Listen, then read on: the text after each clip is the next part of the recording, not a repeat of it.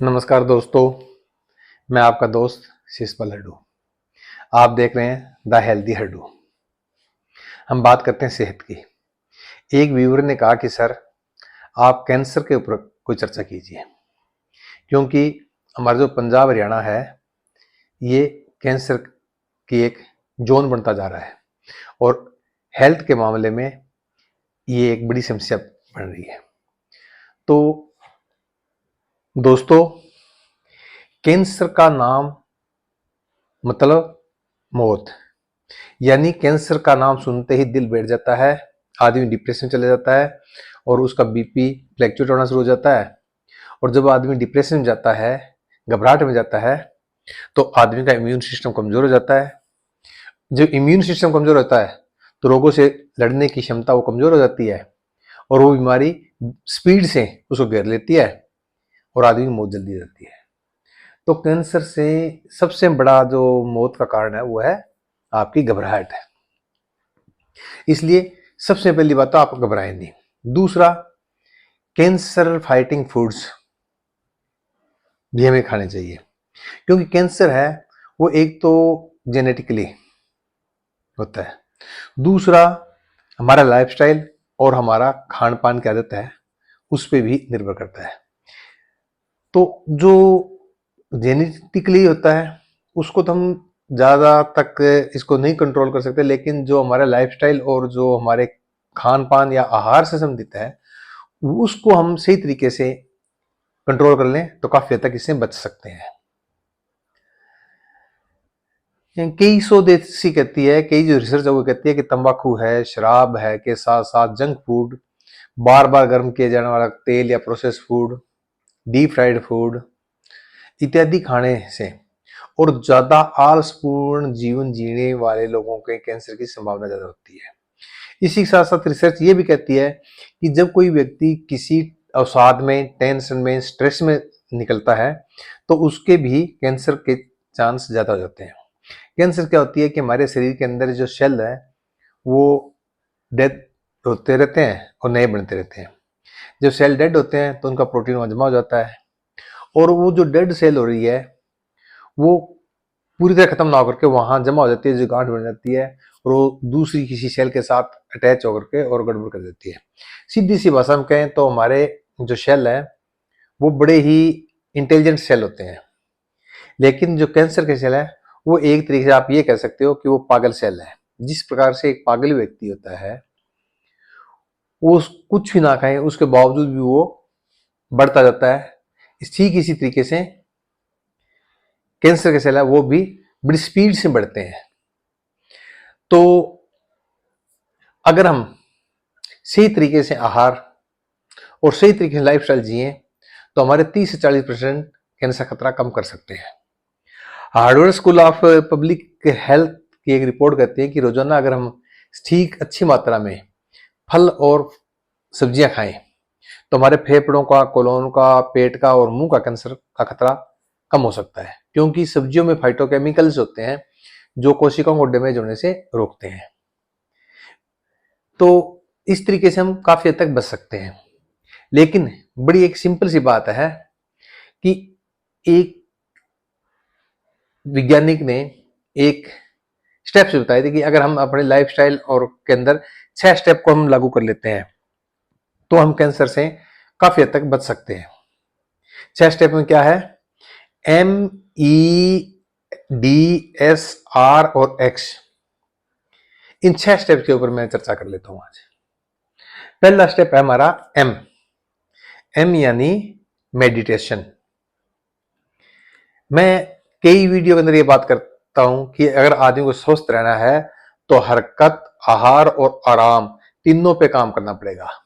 हरकत, आहार और आराम, तो इसमें भी पहले तीनों शब्द लिए हैं, इसने सबसे पहले आराम को लिया है। मेडिटेशन मतलब आराम। आदमी का फिजिकल हेल्थ ही जरूरी नहीं है, मेंटल हेल्थ भी बहुत जरूरी है, क्योंकि आज का जो हमारा लाइफस्टाइल है वो स्ट्रेसफुल लाइफस्टाइल हो गया है। छोटे सा बच्चा ही इतना तनाव में, स्ट्रेस में रहता है, और जब हम स्ट्रेस में होते हैं तो हमारे बॉडी के अंदर ऐसे हार्मोन्स पैदा होते हैं जो हमें, हमारे इम्यून सिस्टम को कमजोर कर देते हैं और हमें बीमार कर देते हैं। इसलिए हमें मेडिटेशन के माध्यम से स्ट्रेस फ्री लाइफ जीनी है, आराम करना है, तो हम स्वस्थ रह सकते हैं। तो ये आ गया आराम का। दूसरा, एम के बाद आता है ई। ई यानी एक्सरसाइज, जो मैं हरकत शब्द प्रयोग करता हूं। हरकत यानी एक्सरसाइज, यानी आप योग, कसरत, प्राणायाम, व्यायाम, वॉक, रनिंग, साइकिलिंग, जिम, कुछ भी करें, लेकिन आपको बॉडी के अंदर हरकत करनी पड़ेगी।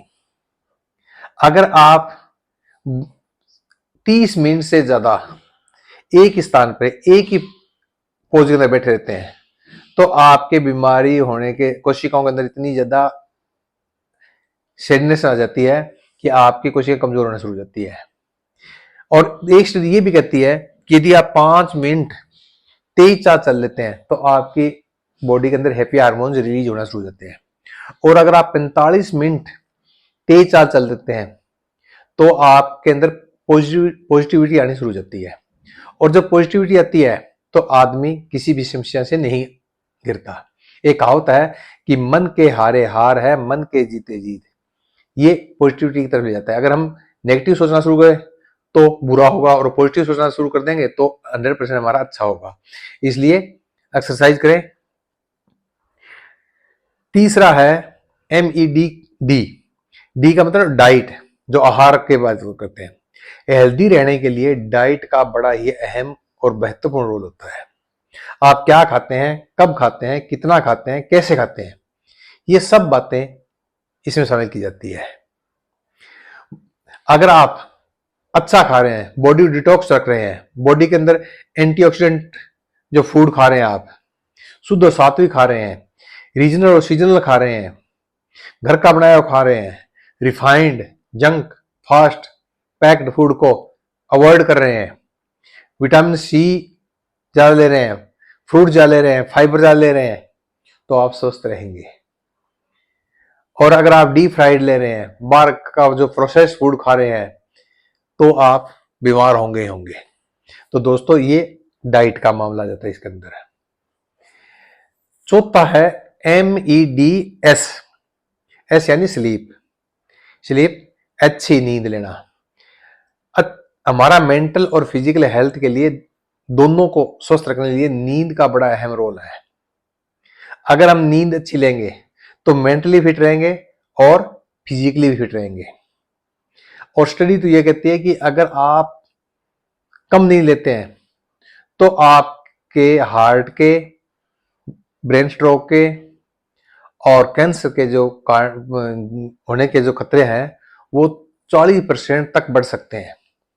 इसलिए आपको सही तरीके से 7 से 8 घंटे नींद, गहरी नींद लें। इसके लिए आप कोशिश करें कि शाम को फोन को ऑफ करके और 10 साढ़े 10 बजे से पहले सो जाएं। और हमारा आयुर्वेद तो ये कहता है कि रात को 2 से 3-4 बजे के बीच में है बॉडी अपने बॉडी को है रिपेयर करती है, तो उस वक्त हमें गहरी नींद आनी चाहिए, तो अच्छी नींद लें। इसके बाद पांचवा है MEDSR। आर यानी रिलेशनशिप। आपके रिश्ते कैसे हैं, रिश्तों की भूमिका क्या है, आपके दोस्त कैसे हैं। क्या ऐसा कोई दोस्त है जिसके साथ आप खुल करके हंस सकते हो? क्या ऐसा दोस्त है जिसके साथ आप बिना सोचे समझे बात कर सकते हो? क्या ऐसा दोस्त है जो आपकी समस्याओं के ऊपर बिना किसी स्वार्थ के आपको अच्छी राय दे सकता है? क्या ऐसा दोस्त है जिसको बिना किसी शंका के, बिना किसी संदेह के आप अपने मनोस्थिति शेयर कर सकते हो? ऐसे दोस्त रखिए। अक्सर मैं वीडियो के अंदर कहता हूं कि आपकी थाली और आपके दोस्त इंद्रधनुष यानी रेनबो जैसे होने चाहिए, रंग बिरंगे होने चाहिए।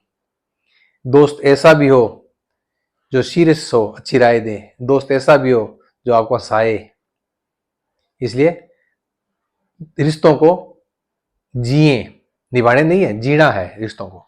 जैसे रिलेशनशिप है, वो भी आपको हेल्दी रखने के लिए आपके कारगर हो सकते हैं। और अंतिम है इसमें एक्स। एक्स यानी आप खुद। आप खुद को कैसे खुश रख सकते हो? आप लोगों के लिए तो जी रहे हैं, अपने लिए जी रहे हो कि नहीं जी रहे हो? आप अपना मन मार करके लोगों को खुश करने की कोशिश करते हो, आप अपना मन मार के लोगों को रिलेशन निभाने की कोशिश करते हो, तो भी आप स्वस्थ नहीं रह सकते। आप अपनी हॉबी को, अपनी इच्छाओं को, अपनी मनमर्जी को भी कभी कभी करें। कहते हैं कि बुढ़ापे के अंदर भी बचपना रहना चाहिए। आप अपनी मनपसंद जगह पे, मनपसंद लोगों से, जहां पे आपको खुशी मिलती है, वहां पे जाइए, वो काम कीजिए, उनसे मिलिए, तभी आप स्वस्थ रह पाएंगे। आप अपने लिए भी जी के देखिए, लोगों के लिए जीने की जरूरत नहीं है। तो अगर दोस्तों ये जो 6 स्टेप्स हैं, पहला मेडिटेशन, दूसरा एक्सरसाइज, तीसरा डाइट, जो मैं आमतौर पर हरकत, आहार और आराम कहता हूं, चौथा स्लीप, पांचवा रिलेशनशिप और छठा एक्स फैक्टर यानी खुद। अगर इन पे हम ठीक ढंग से काम करेंगे तो हम स्वस्थ रह सकते हैं।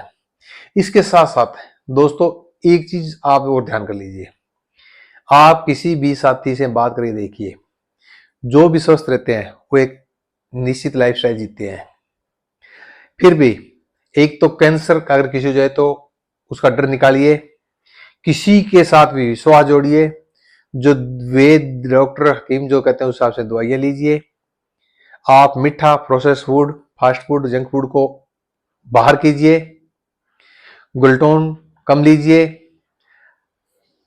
नींबू और विटामिन सी वाले जो फल हैं उनका सेवन कीजिए, ठंडा पानी पीना बंद कर दीजिए, योग प्राणायाम ज्यादा कीजिए, बॉडी के अंदर ऑक्सीजन लेवल को बढ़ाइए, और हल्दी, काली मिर्च और तुलसी और गिलोय युक्त जो काढ़ा है वो पीना शुरू कीजिए, तो आप स्वस्थ रह सकते हैं। मैं कोई वेद डॉक्टर हकीम नहीं हूं, लेकिन अगर हम स्वस्थ जीवन शैली अपनाएंगे, खान पान अच्छा रखेंगे, एक्टिविटी ठीक ढंग से करेंगे, मन को, दिमाग को शांत रखेंगे, ठीक नींद लेंगे और अपनी जिंदगी जिएंगे, तो दोस्तों पहली बात हम बीमार होंगे नहीं, और हो गए तो उस बीमारी को लड़कर के ठीक हो जाएंगे, कोई परवाह नहीं। हमेशा चढ़ती कला में रहो, हमेशा जिंदाबाद में रहो, तभी स्वस्थ रह पाओगे। तो दोस्तों आज बस इतना ही। आप सब सुखी रहें, सब स्वस्थ रहें, सबका मंगल हो। राम राम जी। फिर मिलेंगे किसी और टॉपिक के साथ।